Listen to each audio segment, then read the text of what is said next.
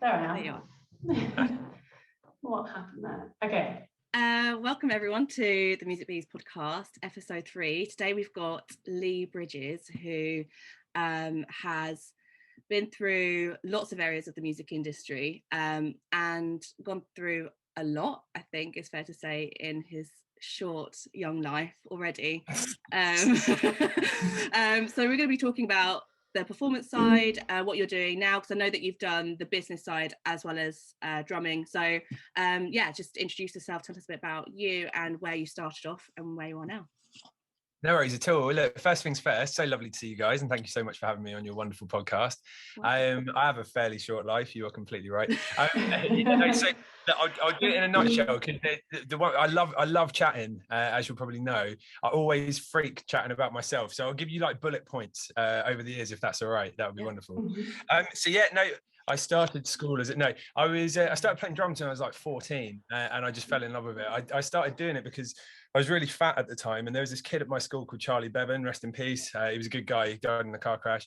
When we went to high school, from my little primary school and middle school that had no one in it, he was like this cool kid, and he played drums and he got chicks, and like he was just cool, and I really wanted that. And being like fat, sort of low self-esteem kind of geezer that I was, it seemed like, I'll play drums. So I started it for the wrong reasons, like absolutely the wrong reason. And then I just fell in love with it, and I absolutely loved it, and I couldn't stop. So I played drums for years and years and years and years. And I kind of, like you mentioned, I've been around the block a little bit. So what did I do? I moved down to Brighton. I grew up in Suffolk, just on the Suffolk-Essex border. Moved down to Brighton, got well into the music scene, started playing with loads of bands, going on tours, doing lots of gigs. Then I realized with the kind of music that I was playing at the time, I like all sorts of music. I love everything. But at the time, I was playing in a band that was kind of like punk rocky ska kind of thing. And there was like 8 of us in the same band. You do not make money if that's what you're doing. It just doesn't happen. So we kind of we did that for as long as we could maintain it for, until it started falling apart, and you'd come home from tour and you wouldn't be able to pay your rent, and it was just too much. And then in a band like that, you can't really have a relationship or kids or anything.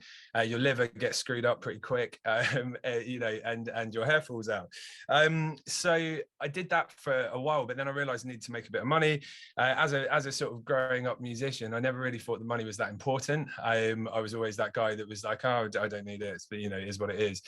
And so I sort of started doing. What happened? Oh yeah, I came back from tour one time, and a friend of ours, I think it was Martin Deering. It was. He's a really good drummer, Brighton guy as well. He said, "Oh man, you should do a function. I've got a function for you if you want to do it." And I was like, "No, what? No, I ain't playing some douchebag's wedding. What are you on about? I'm a frigging punk rocker, man." And he said it would be about 200 quid. And I went, "Yeah, cool, okay." So I did that, and then 6 years later, hated playing music. Hated waking up at 12 the next day because I got home at 3 a.m. It took all of the passion out of it for me. So while that was happening, I started teaching and lecturing, and then which turned into keynote speaking at sort of different universities and colleges around the country. And that was really cool. And I still do a bit of keynote speaking, and I really, really love that. I love mentoring and things like that. And then I sort of, I realized that I wanted a bit more with than what I had, if that makes sense. And like something that I really believe in massively, and we'll touch on mental health in a bit, but I really, really believe in trying to be the best person I can be. And it sounds really soppy and really lame, but I just try and be a little bit better every day. And this is really important to me, like super important to me. And I'll explain a few things in a minute, but so what I realized at that time is I just wasn't being that good to myself at all. I went through a drug addiction, which was harrowing and horrible. Nearly killed myself a couple of times, not actually through suicide, but through, ODing. And I was holding it together, but I was just being a dick to myself, like mainly to myself. I was still lovely to everyone. I've always kind of like had a smile on and everything like that, but sometimes it's underneath. So I decided that I needed to do something to get out of what I would call the rat race. And I think that this is something that musicians don't talk about. Because we're sold the dream. I really believe this, and this is going to wind a lot of people up that are potentially listening to this, because it's not what they're going to want to hear. So I'm really sorry about this, but I need to be honest with myself. And I kind of got to the point where I got sold the dream. I got told that if I played this many gigs and I drove across the country to play to One Man and His Dog, and I did it often enough that I'd turn into this thing that was then, oh my God, I'll be on like TV or the radio, or I'll be on a worldwide tour. I'm not saying that doesn't happen, but it's the same as being frigging like LeBron or someone like that. It happens to 0.00001% of people. And you get told that just with hard effort and hard push that you'll get there. And I don't actually believe that's true anymore. And I also don't believe that people should follow their passion. So bear with me on this, because it's one where people are like, what? Not what? I think you should have a passion and a purpose. I think that's so important. But if I could turn back time, I wouldn't have done the things I did in the order that I'd done them, because it took all the passion out of it for me. Plus the fact, if there's no market there, if I'm playing drums, and that means that I want to be on tours or teaching or whatever it is, and there's not enough people to sustain that, and there's a ceiling, I can only do so much work in a week or a month. I only have so many hours in a day. And if that gets to the point where I'm ill sometime, or I get an opportunity that I can't take because I'm doing this or blah blah blah, you can't scale it. There's no scalability there. So it means that I'm stuck in that thing. And then what happens is you have to take the gigs that you don't want to do. I love Casablanca. I don't want to play a gig at frigging 2 o'clock in the morning. That's dumb. Look how old I am. I don't need that anymore. Do you know what I mean? I've got a missus and a kid. Like that's important to me. My mental health's important to me. My actual physical health is important to me. And playing a gig for 50 quid in the middle of the night that's going to wreck me for days afterwards, really, really fun when I was in my 20s, but it's unsustainable. It doesn't work. And then what? Are you like a 50-year-old that plays casses? I mean, that's fine if that's what you want to do. But my point is that I think that sometimes it's about being able to look after yourself financially enough so that you can do the things that you love, that are your passion, that are your purpose, and you don't need to get paid for them. Does that make sense? Do you know what I mean? What do you guys think? Yeah. Can you just quickly summarize passion and purpose, what those are to you? Yeah, for sure. Good question. So, I mean, for me, passion is something that you do because you feel drawn to it. Some people call it the heart. Some people call it the gut. Some people just call it instinct. It's that thing that gives you a boner about something. Do you know what I mean? It's like that thing that's like, I just really want to do that. I feel drawn to that. The difference between that and purpose is that I actually think purpose is really hard, because purpose is something that you're meant to do. You're meant to do it because that's what you're made for. Everyone's purpose is different, in my opinion. But all the stuff that's purposeful to me, like I run a charity group for sort of 16 to 20 something year olds that struggle with not always a bit of mental health, but they might have had a bit of a rough home life. They might have been crappy at school. They might have, they didn't fit the mold. They didn't hit the script, if you know what I mean. And that's something that I do because it's the right thing to do. And we teach kind of like mindset and motivation, entrepreneurship, business acumen, all bits and pieces. And sometimes it's a frigging nose, man. Like, I'm dealing with these kids separate to my life and the things that and it'll be things like I want to sit down at my drum kit at home, or I want to play with my kid. I'm like, no, I need to drive into town and do this charity work. And I'm not saying that it doesn't make me happy. That's not what I'm saying, but it's my purpose. Do you see does that make sense? Yeah, totally. I've never thought of that before. And I think it's really kind of mind-blowing, really, for me as well, because I completely identify with it. Like my passion would have been music, and I would have said that or mistaken it for my purpose. But as I got older, I really found that my purpose was mentoring and helping people. And then when people would say to me, oh my gosh, I've got really bad anxiety and depression, and going to your lessons like lifts me, or I have the confidence to do this, like that for me like gave me so much more than all the bullshit singing or the getting the compliments of like, oh, you should be on the X Factor, all that kind of crap. Like that, I just thought, you know what, this is what I'm meant to be doing, this is why I'm here. And this is when I think when you kind of get to, and it sounds really morbid, but when you get to your deathbed and you think what people are going to say about you, like that is what people are going to say, like she helped lots of people, blah blah blah blah. Like that means something in life, as opposed to someone, Yeah, I guess it's the idea of like legacy as well, isn't it? Like what do you want to be known for, and how much better do you want to leave the world than when you found it, kind of. For sure, yeah. Can we just chat about like selling out as well? Because I know like obviously there are negative connotations, and obviously I get what you just touched on with like, you don't want to be broke. You don't want to be broke because that's better than selling out. There's definitely, I feel like the whole problem with society is there's too much like black and white thinking. It's like this or this, where everything is like a spectrum. So yeah, let's delve deeper on, because I feel like we just need to rewire the connotations around making money doing what you love. Like I've had people that I think don't like me because I make money doing what I love, and that's something that they couldn't get their head around. And no disrespect to those people, but yeah, I just think we need to change the wording of it all, and that it's okay to want to make a lot of money, or however much money you want to make, by doing what you love as well.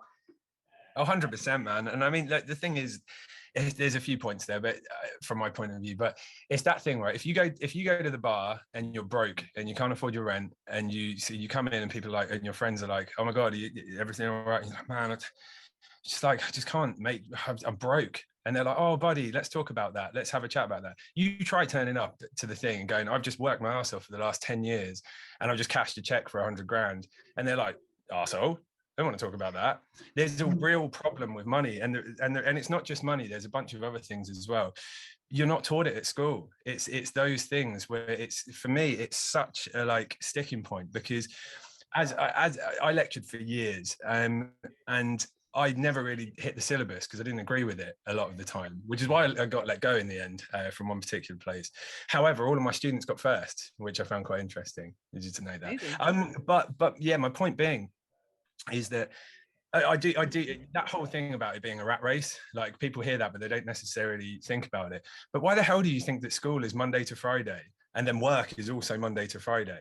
Why the hell do you think the people are conditioned into that? I'm not going all like Spanish Village, you know what I mean? But people are conditioned into a certain way of thinking. I don't want to get to 65 when my body's more broke than it is now, and then hopefully retire on a frigging pension that I might not get. What? That doesn't make sense to me. I want to live my life while I'm young enough to do it. And unfortunately, and don't get me wrong, it's not like I bum money. That's not what I'm saying.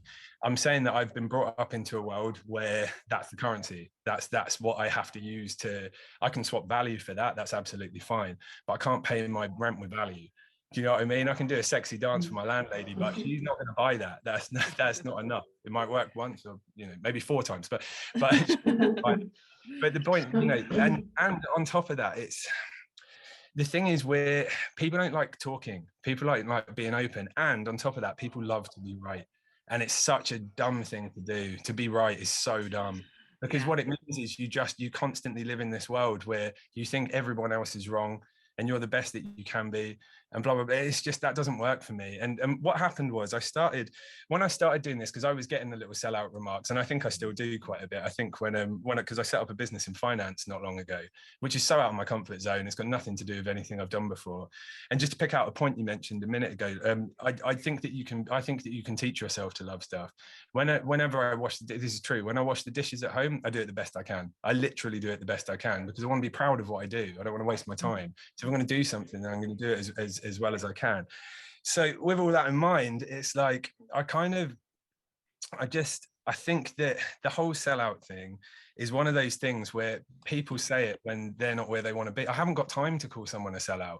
I'm not interested in that. If I drive past a crash on the motorway, I don't look. It's not my business. I'm thinking about what I'm trying to do.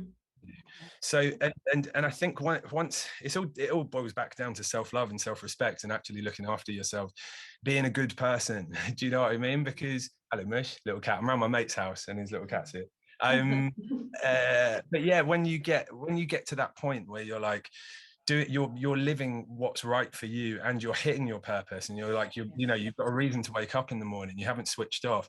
You're not doing something that you hate. Why would you do something that you hate for so many years to then go, oh right, okay, what? Our parents did it, their parents did it, it gets handed down. And this is why people get pissed off with the 1%. They're pissed off because they're not in the 1%. Do you see what I mean? There's a difference there. Hello, what's this?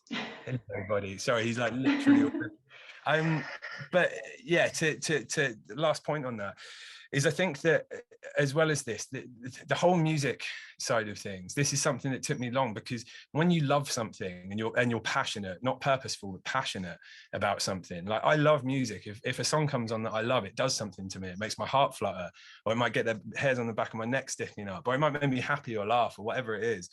When that happens, it's hard to fight that. And it's hard not to be sold the dream from someone else that goes, think about what an institution is. So I'm not going to name any names, but like most universities of whatever description, music or otherwise, is a business. There's a CEO at the top of that. There's someone running that to make money. And when you sell someone the dream, when you say, look, if you do this, this, this, and this will work. This is why when I put my book out, I tried to be as unbullshitty as possible. I never said, if you do this, this will happen, because I don't know, because it's different for everybody else. Get on my coffee, mate. Oh, meow, meow, meow. What do you mean? Geezer. But you can have some coffee. I don't want your cat food.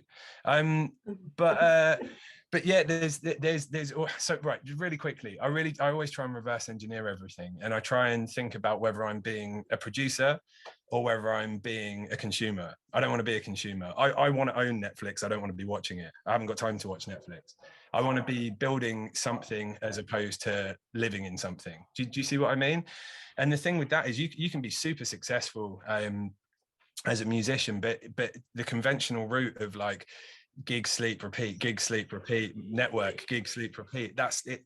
You need to be in a very small percentile to get to the point that you want to get to. And then on top of that, what's the point you want to get to? Is it the point that you want to get to, or is it the point that you think everyone else thinks that you should get to? Because that's a fucker as well. Sorry. That's like most of the time people can't look in the mirror and be really honest. It's like that kid that comes to the party that's gay, and they finally come out as gay, and everyone goes, "Oh yeah, we knew. We don't care. Do you want a drink?" And that's it, and it's done. But everyone really think, that kid to get to that point has been like for months, years, like, oh my God, if I come out, what's going to happen? Everyone's going to hate me. My parents are going to disown me, like, ba, ba, ba, ba, ba. And that horrible part of your brain that just ticks off and just kicks your ass all the time. So I've been trying personally just to shut that little fucker up. Like, I just don't, sorry, I keep swearing. It's one of those. Does that all make sense? Is that helpful? Yeah. There's a few things that I want to cover. I know that we've obviously got a short space of time today, but there's a few things that I want to go into. Firstly, the drug addiction. That's something that I went through as well, and we were in kind of similar circles, and we did similar things in terms of the function route, our own bands, like trying to be successful, all that kind of shit. And I don't know about yourself, but for me, obviously I had mental health issues as well underlying, which I didn't realize at the time. So do you feel like that the drug addiction was something that was within the music industry culture and that side of things? Do you think it was potentially because of the mental health side, and it was coincidental that we were in that industry that kind of promoted it? Like, what was your factoring for it, I guess? Yeah, really good question, and fair play for getting out of yours as well. It's a hard thing to do, it really is, and it's also hard to admit that you have mental health problems. So fair play on that as well. This is the thing, people don't talk. So awesome job. Yeah, I think to answer your question, I always put it the same way. Is I think if you live in a crack den, it might take you a day, might take you a month, might take you 10 years. There's a point when, because you're surrounded by it and that's all you know, you look one way and there's some drug-addled user, you look another way, there's broken needles, there's some pushy, horrible dealer. Like, there's an amount of time where what you put in is what's going to start to come out, or even worse, it's going to get stuck inside, and that's really frigging bad. So this is the thing. This is why I don't have a TV. This is why I don't watch mainstream media. This is why there's a bunch of things that I force myself not to do. Sometimes it's hard. Don't get me wrong. I get a little pop-up on my phone. I'm like, yeah, I want to hit Candy Crush. And then I have to be like, no, bad. But, to answer your question, I think if I'd lived on an island where there was no such thing as drugs, then the chances of me taking drugs are exactly zero. Being in a situation where the culture behind music is often fairly drug induced, and I'm not saying necessarily taking drugs is bad. That's not what I'm saying. Having an addiction is terrible. It's a really, really hard thing to do. And I haven't even, I haven't got to the point where I got homeless or anything like that. And my heart goes out to anyone that's in that predicament. That is very, very hard. And there's not the support or education there for other people that aren't in that situation to understand what they're going through or help, I don't think. Separate conversation. But yeah, it was still my choices though. Initially, it was my choice. You know, and the other thing to mention on that is the particular drug that I got addicted to is the one that I hate. I've never liked it. I've always thought that it's terrible. I think the trade is terrible. I think, you know, it's a horrible drug. I bet it was the same as my one. Yeah, it's when you put those, no, I was going to say those body suppositories. Yeah, it was. Yeah, it was. I ended up doing. I was literally that guy, because I've smoked pot for years, a little bit of pot, have a few drinks, like, you know. But I remember I just had a pretty crappy time. One of my friends had recently hung himself. We had like a few bits and pieces, and you know those days when you just break. My car broke down the same week. My insurance was due. I didn't have the money for it. Blah blah blah blah blah. And I just had one of those days, and I was at a party, and I always said no to that drug because I hate it. I hate the trade. I hate what it does to people. And I was that guy. I literally had one line, and then fast forward not that long, 200, 300 quid a day habit for a couple of years. You know, all the cartilage in my nose is gone. Had a minor stroke. Definitely nearly heart attacked a couple of times. Yeah, it was terrible. You know. And weirdly enough, the funny thing about it, I mean, it wasn't that funny, but the funny thing about it was that I was holding myself together the whole time. I was still teaching. I was teaching at the college at that time. All my kids were getting firsts. You know, I was holding it together, like I said to you right at the start of this, but I was stitching myself right up. Do you know what I mean? You know, you live, you learn. But I can't get that time back, and I can't get my health back from that. I reckon I'll probably, if I'm going to go a summit, it will probably be, you know, respiratory or something like that, due to some bad decisions back then. And I suppose that some education and insight is super important to me. And this is why, you know, I won't go off on one about mainstream media, but I read 2 books a week on average, every single week. I listen to podcasts daily. I listen to audiobooks daily. I would say I do maybe 3 to 4 hours a day of education time daily, every single day, on current affairs, on bits and pieces that I'm interested in, to do with my work, to do with my business, to do with my purpose. And I try and keep myself up to date on that. And the thing is, I know that 99%, there's one of the reasons that they're stuck in that rat race of going over and over and over, Monday to Friday, impending doom on Sunday, because they've got to go to the job that they hate on Monday. The problem is they don't educate, they don't understand. I remember my frigging teacher, I said this to someone the other day, my PE teacher at school was overweight, and my business teacher at school had never run a business. WTF, mother flipper. Do you know what I mean? What is that? How are these people, how are they teaching our kids? What's going on there? I remember actually, sorry, can we just elaborate on that a sec? Because I feel like that's the opposite of, like, obviously when people, it's okay to make money, you want to make money with doing what you love, and then I feel like there's the opposite side, which is people like that in those positions that maybe aren't qualified, or say, oh well, it's just hard work, but obviously everyone has the same amount of hours in the day, and some people end up in those positions. Yeah, I don't know, and I find that I've seen a lot of this on like social media lately, like, and it feels like disingenuous, like people selling things, like you say, like teaching or selling things that maybe they're not qualified to do.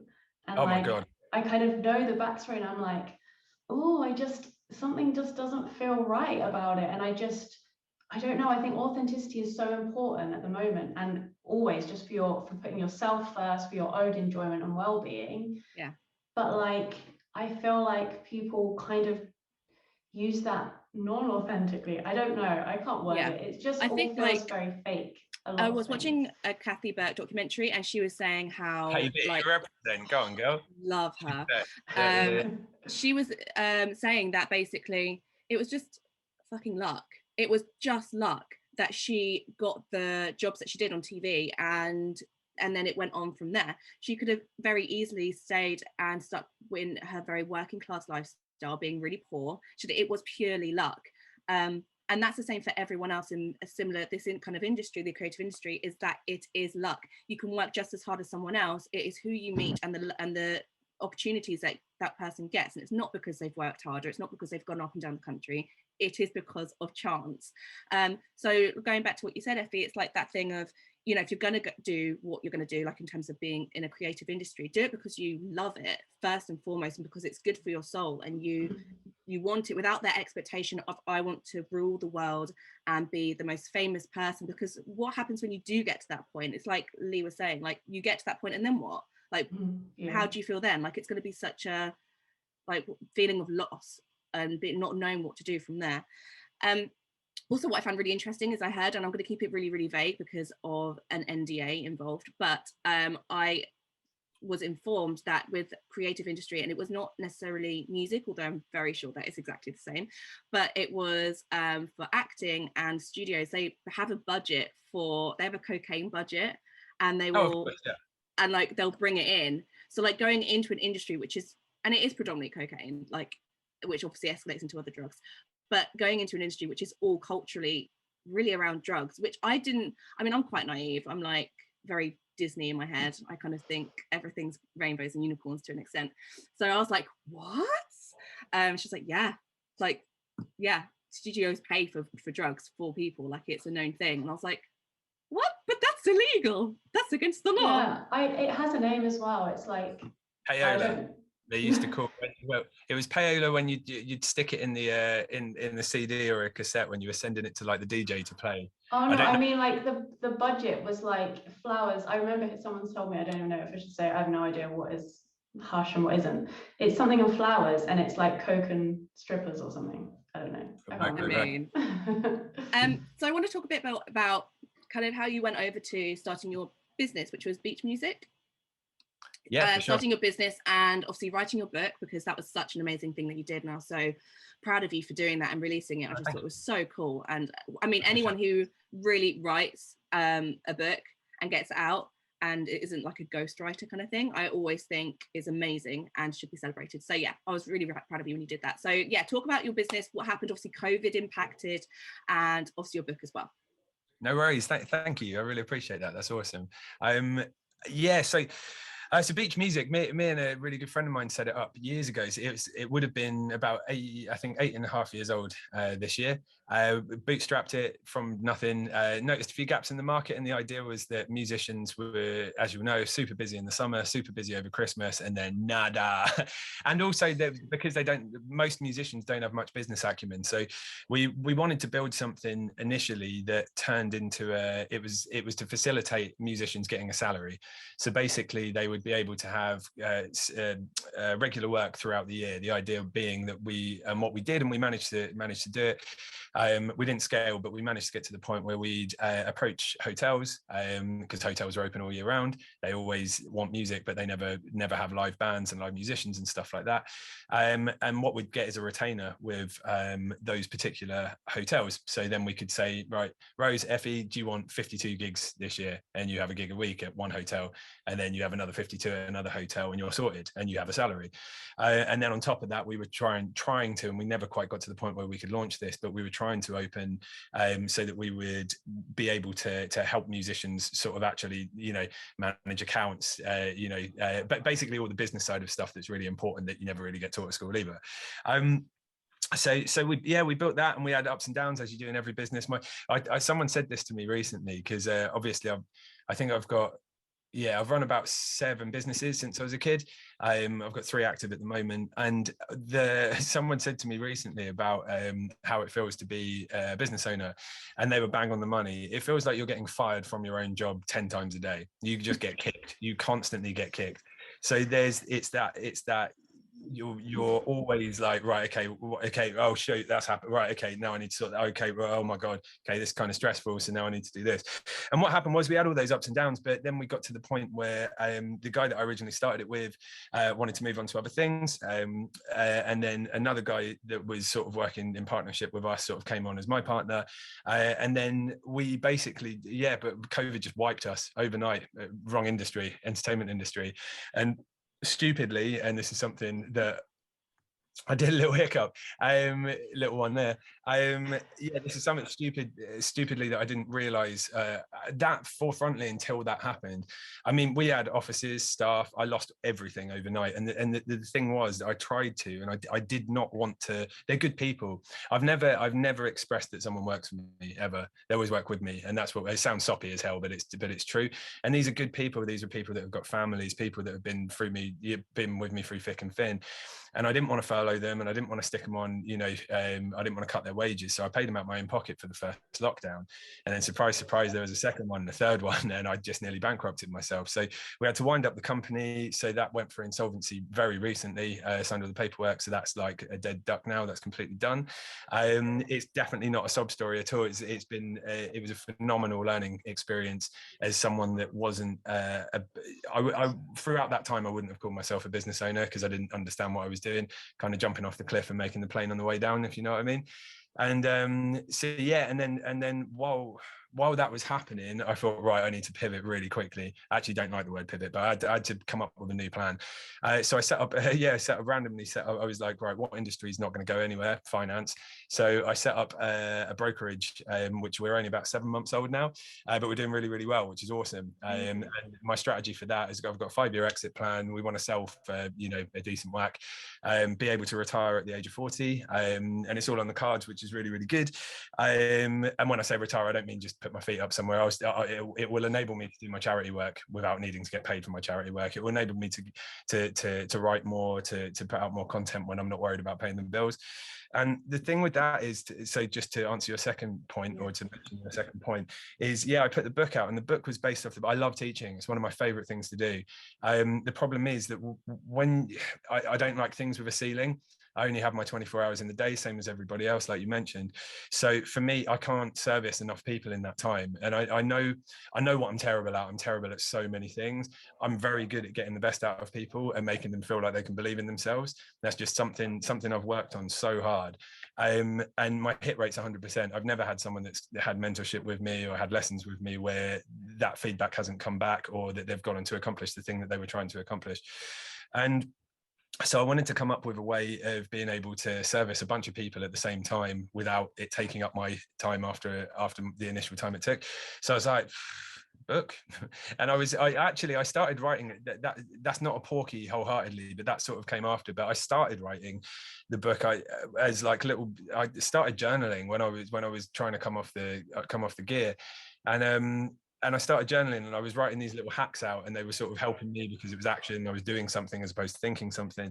And then, it just turned into a book. And one of my friends was around my house once, and she was like, "What's this?" And stuff. I was like, "No, go. They're my personal things." And she was like, just reading it. She was like, "This is cool. Like, you should do something with this. Like, I feel excited. I feel gassed up. Like, So I was like, might put it out then. So then, self-published, stuck it on Amazon, got a #1 in the first couple of weeks, which is amazing. Yeah, we hit the bestseller for what's the category? It's called like fresh new breeds or something like that, which is really cool. Beat Mrs. Hinch and the royal family.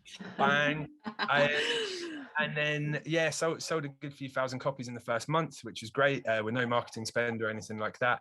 Ran a couple of ads, but I wanted to do paid search and not Facebook kind of thing, so I just didn't have the money at the time. But then the money that I'd saved up to do the audiobook version of it, which I was going to get someone else to read, which loads of people are like, you shouldn't do that, but I think it's okay.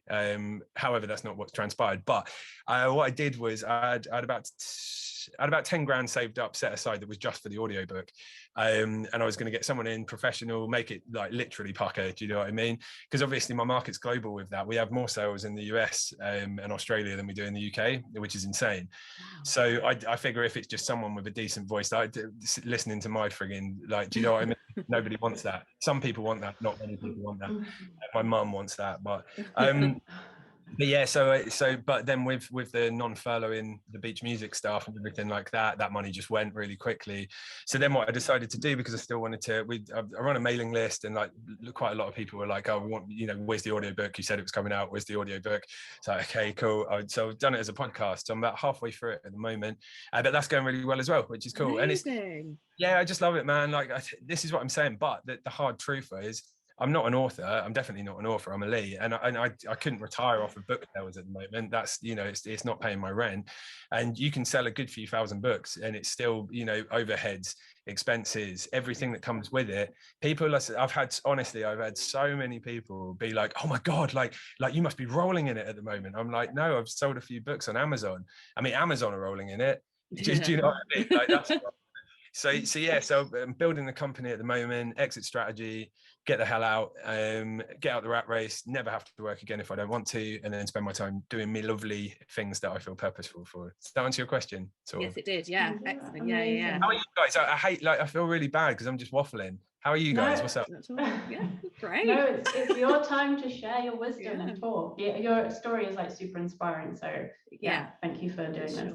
Yeah. Do you want to just quickly like summarize who your book is for and who it can help? Because I love it. I bought it. I've read it all. I've done the things. Yeah, I actually need to buy it. I'll link it below, but just summarize who it's for and who it can help. Also, what it's called. We haven't mentioned what the book's called. It would be helpful if we mentioned what the book's called. No, well, so I really appreciate that, Effie. Thanks for nothing, Rose. Effie's the way to buy the book. Let me know your address, mate. I'll chuck you one in the post. Yeah, no worries at all. Pleasure. So weirdly enough, I'm writing the second book at the moment, and it's hilarious because I hate the first book now. Because I didn't know what I was doing. I don't write so good. I don't read so good. But the thing that's come out of me writing like a bit of a artard is that it's related to people in the way that I wanted it to. And the idea was that it's, so to answer your question, the book is for anyone that is struggling with mental health right at this end of the spectrum, right down to this end of the spectrum, whether it's just the confidence to ask someone out on a date or the confidence to jump off the cliff, sell your house and, you know, put it into a business kind of thing, whatever it is. So the book really focuses on mindset, motivation, confidence, but the way that it's written is like some idiot down the pub that's slightly pissed, that's talking to you about stuff, but it should gas you up. It should, and I mean, you can check out on Amazon all the reviews and stuff like that. You know, there's some really lush sort of feedback that we've been getting for it. So yeah, so it's for anyone. And the idea is I wanted to write because I was doing a lot of teaching with sort of my main, the bit where I shine teaching wise is probably from 16, 17 upwards. So I wrote it in a way that it could still appeal to sort of 18, 19-year-olds, but then also 35, 45, 55. I've had some like glamour nanas just being like, yeah, just literally left a relationship that I hate because you lost a load of weight, quit cigarettes, stuff like that. And we've had like 18-year-olds that are like, bro, this is cool. Like I've just done this, and blah, blah, blah. So yeah, it's for anyone. It's called Do Shit, Get Shit Done. It's that simple. The idea of it is that you unless something comes from a little thought into something that you actually do, nothing's going to happen. So I would rather, and I'll leave you with this if that's all right, because it tends to sort of help, is I always think of everything as little baby steps and little bits of consistency. Consistency to me is more important than anything else, because you don't have to be smart, you don't have to be clever, you don't have to be tall or short or whatever it is. If you're consistent with something in the same way you are with brushing your teeth, it's a little bit every single day, it's not hard, there's no excuse not to do it. So the way that I always teach this is I think of it like building a house. And the problem is most people won't put the foundation before the house. The foundation is your mindset and your mental health. That needs to be in check, because if you're building a house, that's frigging stressful. And if you want to have, you know, if you don't do the foundation work and you don't do your sort of self-improvement and your self-development, if you don't do that, then you start building a house, you're probably going to fail at building the house, or you'll give up halfway through, or you'll die. So once you've got the foundation in, you start building the bricks. And the cool thing about bricks is you do one at a time. You don't need to do loads. And that first day you do one brick, next day another brick. So it's unexcusable to pick up the brick and put it down. Anyone can do that. After about 2, 3, 4 weeks, maybe a month, maybe 4 months, you look around and you're like, Hannah said, that's not just a pile of bricks anymore. That sort of looks a bit like a wall. I'm going to keep doing this. And you keep going and keep going and keep going, and you build that thing up. And then you keep building that thing up. Sorry, my alarm's going nuts. You keep building that thing up until it gets to the point where you're like, Hannah said, I've just got a house here. Then your last thing is execution. Execution's putting the roof on, because without the roof, you're going to get rained on, all wet and all horrible. And we don't want that. So the idea is that you finalize with an action. You put that work into yourself initially, then you build the thing, and then you finalize that thing. And then you have a project, you have a thing that you can live in. That's amazing. So I think that that's something that I would really like to sort of impart. If there was anything that I think is really worthwhile, is you don't need to believe in yourself. Like people always say that, believe in yourself, you've got this, you can do this. I just think just keep turning up, just keep literally just a little bit better each day. An inexcusable, unexcusable amount of effort every single day.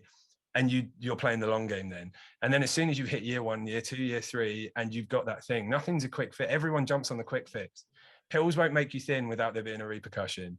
Do you know what I mean? Having a line won't make you happy without a repercussion. Like none of these things, jumping on a get rich quick scheme, or the bro marketers that you're talking about, Effie, earlier, where they're like, you know, like buy this course for blah, blah, blah. It's like, screw you and your course. You don't know what the only reason you're making money is because people buying your course. You're not living. Your hair looks nice, by the way, Rose. So it's one of those. So consistency, you don't need to be special. You don't need to be really good. You don't need to be clever. Just keep doing that thing. Just keep grinding, but make it easy for yourself. That's what I would say. Nice. Amazing. I think that's a good thing to leave off on. Yeah, thank you so much. It's super inspiring story, and I reckon just listening to you talk, it gets me all like, oh yeah, I want to go do things now. Everyone needs to buy the book. 100% get the book. I'm getting a free copy, but you all need to buy the book. So perfect. Bless you guys. Thank you so much for having me. I hope I haven't waffled too much. Not at all. No, it's all good. Yeah, no, I really, really appreciate your time. It's so nice to see you guys as well. I know, it's been years.